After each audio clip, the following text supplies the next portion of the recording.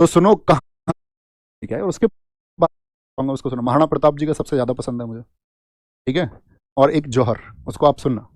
सुनोगे तो मतलब तुम्हें लगेगा कि यार तुम्हारे अंदर ब्लड पंप होगा उसको सुन करके। सुनाने का प्रयास करेंगे आपका कि इतिहास पढ़ा आंखें मूंदी और चैन से हम सब सो गए। खिलजी मुगलों को याद रखा बस सनातनी ही खो गए।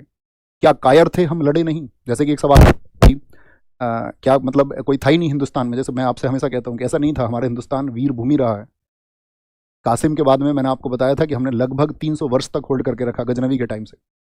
गजनवी जब आया उस टाइम तक लड़ी हैं, हमारे हिंदुस्तान के वीर लड़े हैं। मैंने आपको बताया भी था उस संगठन के बारे में जो लड़ा। तो क्या कायर थे हम लड़े नहीं, क्या निर्बल थे जो खड़े नहीं, क्या जहर खुला किताबों में अब असली सच हम पढ़े नहीं।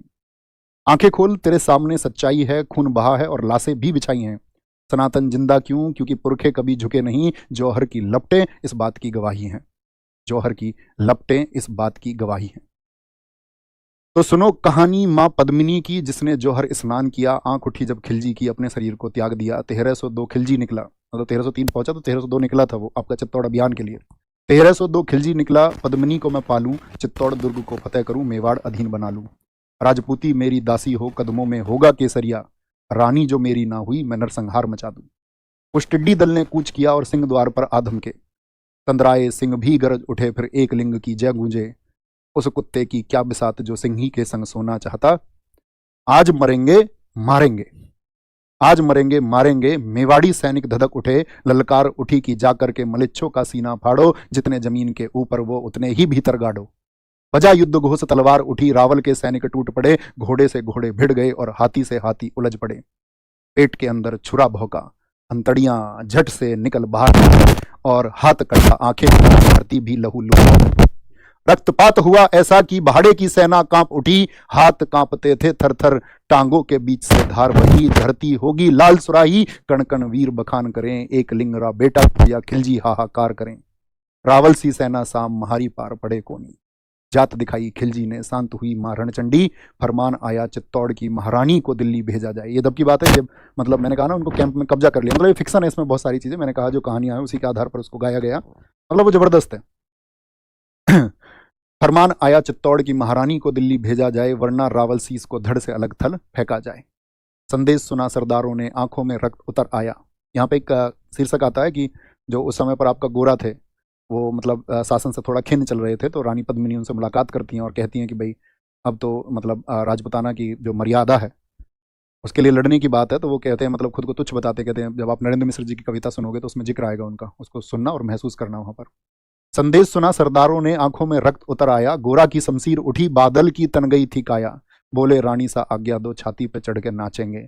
जितने भी आएंगे एक एक करके काटेंगे। दिल्ली पहुंचा दूत, बोला पद्मिनी मिलने राजी है। 700 दासियां संग लिए सुल्तान से मिलने आती हैं। उछल पड़ा सुल्तान जगह से, उछल पड़ा सुल्तान जगह से। खुशी का कोई ठोर ठिकाना ना रहा। महल सजा दो, इत्र लगाओ, मिलन की वेला आई है। मिलन की वेला आई है। और डोलों में तो वीर छुपे थे, किसी को ना कोई शंका थी। खिलजी की छाती पर चढ़ के फूकनी उसकी लंका थी। मेवाड़ी वीर किले में आए, नरसंहार मचा डाला। एक अकेला 10 को काटे, मौत का खेल रचा डाला। रतन सिंह जी जब आपका कैद में है तो उसको कहते हैं, रतन सिंह जी को मुक्त किया, गोरा सिंह उनकी ढाल बने। घोड़ों पर रावल निकले, बादल दुश्मन का काल बने। काका और भतीजा दोनों ऐसा रण दिखलाते थे, काका और भतीजा दोनों ऐसा रण दिखलाते थे, जिस दिशा में वो निकल पड़े लाशों के ढेर लगाते थे। बड़ा हरसाया था जफर खान, गोरा सिंह गर्दन काट। जफर खां बड़ा हरसाया था, धड़ से जफर मोहम्मद काटा। खिलजी भी घबराया था। कहते हैं कि जब गोरा आपका जो धड़ उनका जो गर्दन कट गई तो उसके बाद भी उनका धड़ तलवार चलाता रहा और जफर खां का उन्होंने गर्दन काट दी। गढ़ में पहुंचे, महाराणा जी पर आज आंखों में पानी था। पद्मिनी रावल देख रही, कुछ ही क्षण शेष बचे, मृत्यु सर पर खेल रही।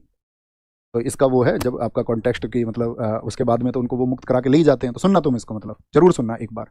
गोरा बादल खूब लड़े, वो खून बड़ा अभिमानी था। रजपूती माताओं ने हंस हंस कर बेटे वारे थे। धर्म के खातिर लड़ने में मेवाड़ का ना कोई सानी था। लाखों की सेना ले खिलजी मेवाड़ गया था। पर्वत सा सीना ताने परबल चित्तौड़ खड़ा था। रावण सा रानी ना देखे, पद्मिनी रावल देख रही। कुछ ही क्षण अवशेष बचे थे, कुछ ही क्षण शेष बचे थे, मृत्यु सर पर खेल रही।